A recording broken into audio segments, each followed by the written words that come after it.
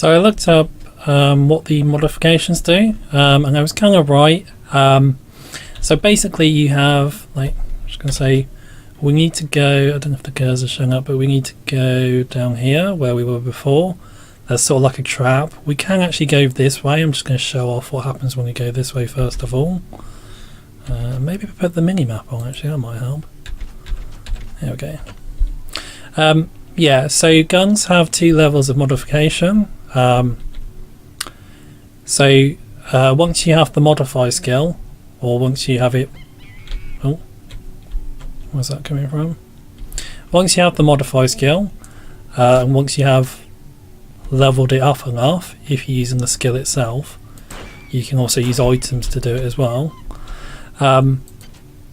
You upgrade the weapon, and depending on the weapon and which modification it is, whether it's 1 or 2, it'll change different aspects about the gun. Like I think I was reading the handgun. The first modification for that just upgrades the clip size. So rather than 12 bullets, your handgun can pack 24. And then the second modification, I think, makes it fire faster or reload faster, something like that. This is Xerxes. Why do you persist in your loneliness? So this is a trap. And if you listen, they're actually warning us, actually telling us to run away. This was a trap. Wasn't a very good trap because we beat it.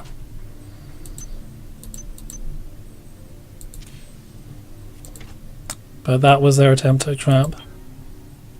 So one of the problems with the game though is like the repair skill and the modification skill are both kind of useless. Like you can spend points on having them, but like you can also find items in the game that give you the ability. So you might as well, okay, that's probably the best one, isn't it? So you might as well just wait until you find those.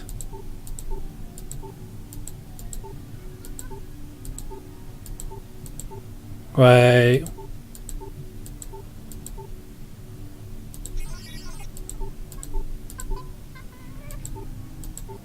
That monkey's probably right round the corner, isn't it?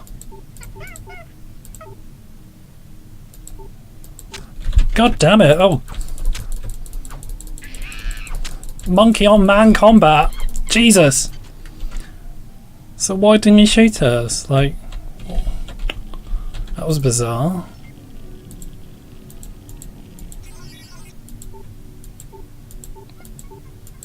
Oh, is there another one?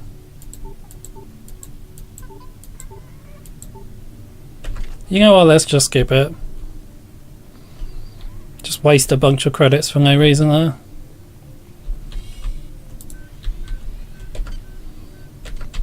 It doesn't really matter in the grand scheme of things. At the start of the game it's a bit of a pain. Shit. Because there's not many resources. Yeah, take that, monkey. But like by the end of the game you're just like a resource generating machine. Because you've leveled up so much and it's so easy to... Oh, armour. And it's so easy to just find credits or find ammo or resources or whatever. So we can't go this way because there's a turret that way, or at least it's not a good idea to go that way. What's this doing? Okay. So I think because we picked agility, I think that means we can... Oh, not there, sorry. That means we can wear heavier armour more easily. Like if I remember correctly, the highest level of armour, you actually need like really good agility to be able to wear it. That's the really, really good armour though, like... Oh, okay, wrong. Good advice. Like much later in the game. There's a few different types. There's like this... Oh. Whoops. There's like this armour you can wear that's like basically powered armour. Not powered armour as in an exosuit, but like it's armour that you charge up. And then once it's charged up, it takes who can defend against damage. But obviously once it loses its charge, then it...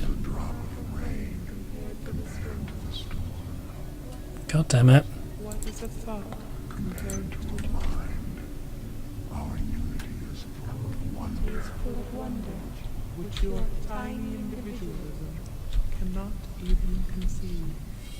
I do love the many. That did kind of get in the way of what I was saying though. I love their speeches and the way they sort of... they're a bit like an organic version of the Borg. Sorry about that, I just had to pause the game to check something briefly. Yeah, so as I was saying, a bit like an organic version of the Borg. They're like a collective entity, a collective consciousness, but the collective consciousness is made up of individuals that contribute to the whole. Like they were saying, like, what is a drop of rain compared? What is a drop of water compared to the rain itself?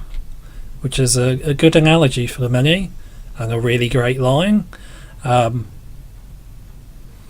like say the Borg, or maybe like the Tyranid in well, not so much the Tyranid in 40k, to a degree. I'll leave those for now. I don't really need those; they're just extra goodies. But I don't really have the money at the moment to spend on chests, boxes, or whatever. But yeah, a bit like the Tyranid or the Borg, like individual creatures have a certain degree of intelligence and sentience, but then they're also slave to the hive mind, and the hive mind and the intellect of the hive comes first, or is paramount. Okay, who's this? Good work. Here are some more cyber modules. Spend them wisely. Nice. They're not easy to locate. You liar. We both know you're just making them up yourself. Okay, we do have a few of these to listen to, I think, don't we? Oh, okay, whoops. I can't raise anybody down in engineering. With the lifts out, I'll need to get down there through the emergency conduit in the Psi Annex. I think the access code is in Watts' lab. Okay, so do we think this is what's his lab, maybe? It's hard to tell, because like that is... God damn it. The corpse we just found is supposed to be a specific crewman, but it's not explained. Whose idea was it to bring 150 chimpanzees on board anyway? The interest of science? What about the interest of hygiene? Does anybody have any idea how much crap 150 lab monkeys make in a day?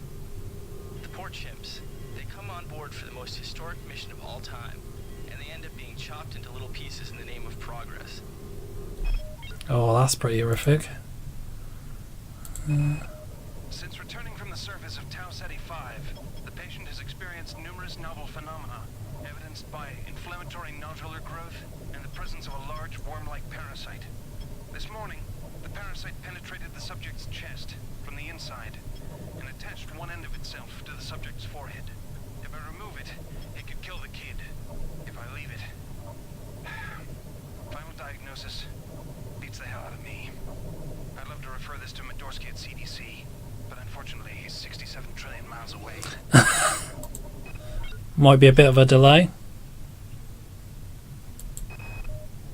Medical tells me they've replicated a whole bunch of rad hypos. I'm gonna pick those up and distribute them to the engineering staff unless anyone gets a better idea. Watts also asked me to check on the replicator in the crew lounge. He says it's a hacker's paradise. Patient Watson died at 0240 of non-specific causes. Despite zero respiratory and brain function, the body is still displaying autonomous motor function, as does the parasite. At 0847, the patient even spoke to one of the nurses. Autopsy is set for 1630, and then we'll see what makes this Lazarus tick.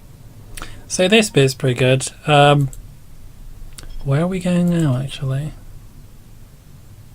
I'll find Dr. Watts' room in the crew sector. Yeah. So there's an I guess I'll spoil it. There's an audio log where they're doing the autopsy, and the dead guy comes alive. And he's obviously a hybrid now, and he just overpowers the people trying to do the autopsy and hold him down. Which is oh Jesus, which is both yeah, you want some? Which is both terrifying and hilarious at the same time. Where are we headed? Oh, is it the crew annex? I think I know where that is. The crew sector. We should go back to the I think it's this bit, isn't it? Yeah. Good. You've made it into the crew sector. Now find Dr. Watt's room. So I think there should be an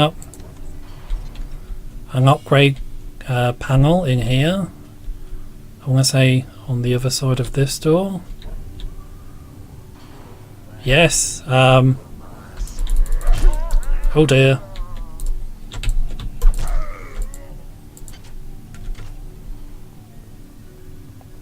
Yeah, there's an upgrade panel over there, so that's okay, we don't need to go back.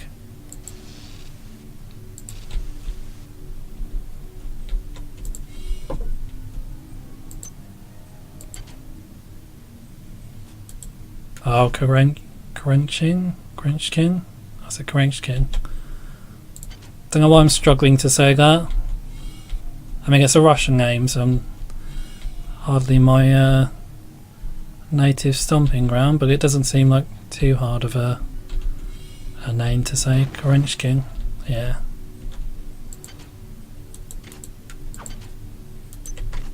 So these areas are quite simple. Later in the game, you get into similar crew quarters, but it's like everything's so screwed to hell, and there's like annelids everywhere, which is basically the enemies that spoiler is the main enemies of the game. Like you have creatures dropping from the ceiling and traps going off and stuff, and it's just disturbing as all hell. So I should actually have the passcode for this door, so we could get an assault rifle earlier, or I can just Google it. I don't know if that's a good idea, just because cheating is bad. Maybe we'll wait until later. I'm not sure. Let's clear out here, and then we can do some upgrading. Is there anybody here? No. So I did want to say as well about the way the game works. This is a linear game, so the way it is an RPG, but it's a linear story.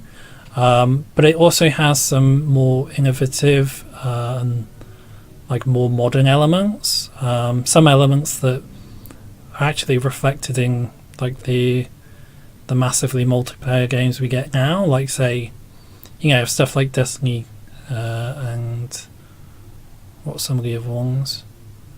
I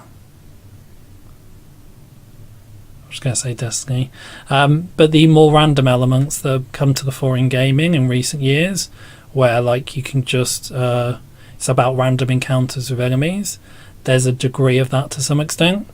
Like the way the game works is you have a linear story, but the enemies respawn constantly.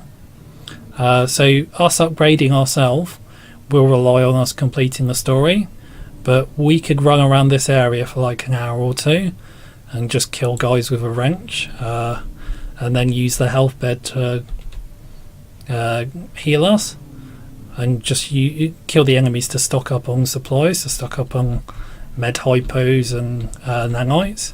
I mean, it wouldn't be very useful for us because we don't really need nanites that much. It's the skill points we need, which we can only earn by doing the story. But there is that random element of the gameplay where we can fight as many enemies as we like to earn points to buy items. It's just that doesn't really help us in terms of like making ourselves better.